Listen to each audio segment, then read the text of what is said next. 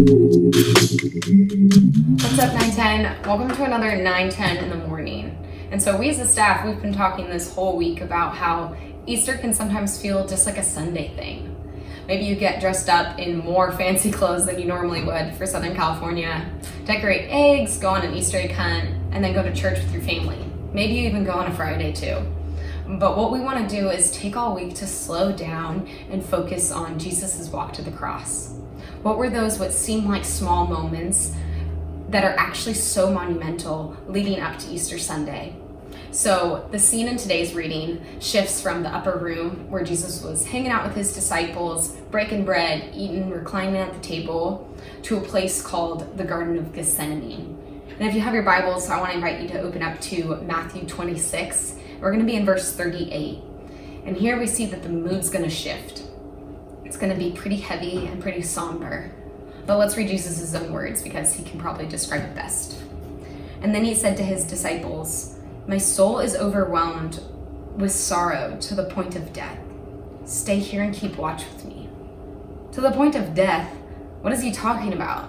This is a really different Jesus than we saw hanging out, having a good time, breaking bread, being thankful for the fact that he got to experience this with his disciples. What changed? Let's read a little bit further. He fell with his face to the ground and prayed, "My Father, if it is possible, may this cup be taken from me." And I just want to pause right there, because did y'all know that Jesus didn't want to die? I know I didn't. I grew up thinking Jesus wanted to go to the cross and take my sins and have those nails crushed into his wrists. He wanted to wear that crown of corns. The crown of crowns. But he didn't. And in this scene, it really, it's starting to recognize this is Jesus' humanity. This is him in anguish. This isn't a fun scene to witness. He is about to face unimaginable physical torture.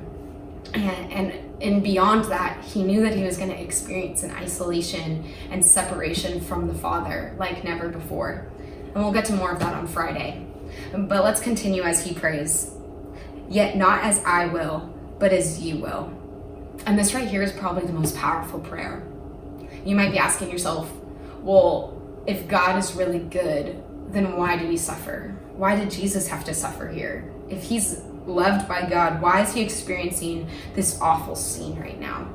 And I want to read Isaiah 53 to you. You can stay in Matthew 26, but Isaiah is a prophecy, or it's foretelling the coming sufferings and the death of a Messiah. And that Messiah we know today as Jesus. But it simply reads, "He was pierced for our transgressions," which also means sin. "He was crushed for our iniquities," or our wickedness. "The punishment that brought us peace was on him, and it's by his wounds that we're healed." So what this is saying, 910, is that suffering and God's will are not mutually exclusive. It's only through and by Jesus' suffering that we are saved. So this is the greatest act of love and obedience that we see between Jesus and the Father right now as he's praying. And there's three main things that I want us to take away before we close. And that is, we can look at Jesus and then ask ourselves these same three things. One is that he knew who his Father was. He knew that his will was far greater than anything he could ever imagine. So our question is, do we know our Father? Do we spend time with our Father? And do we know him like Jesus knew him? And two is that Jesus was persistent in prayer. He went back 3 times to God in that time to pray that same prayer. Do we persist in our prayers? Are we determined to go back and back and back to God, even if it's radio silent, even if we're not getting the answer that we want? Jesus knew that God was listening. It's not that he didn't think he wasn't, so he had to go make sure and pray another time. He had that intimate relationship with him, so he knew that he could go back and still just try to plead, "I don't want to take this pain. I don't want to take this suffering. But if this is what you will, remind me to do that too." And 3, and lastly, he was obedient. How do we respond when maybe we don't get the answer that we want, or maybe we don't even hear an answer at all? Are we still obedient to the Father? And I want to close in just kind of this talking out prayer and praise of who Jesus is, and that's simply that Jesus, you found joyful surrender because you desired to live for your Father's will above your own, above everything else, above your comfort. You got up that night in the garden and you went away and enacted perfect, absolute obedience.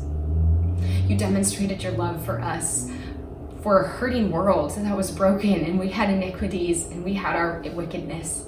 And you simply said, but as you will, Father, I will love and I will obey so that these people are saved. Teach us how to be obedient like you today, Jesus. Teach us how to be persistent in prayer. And God, we praise you for the opportunity and privilege that it is to be in communication with you. And maybe that simply starts with, Jesus, teach me how to pray today. I don't know how to talk to my Father, but I know that I want to because you knew him and I want to be like you. Thanks so much, 910. We'll see you tonight at Fireside Chats, 7 o'clock.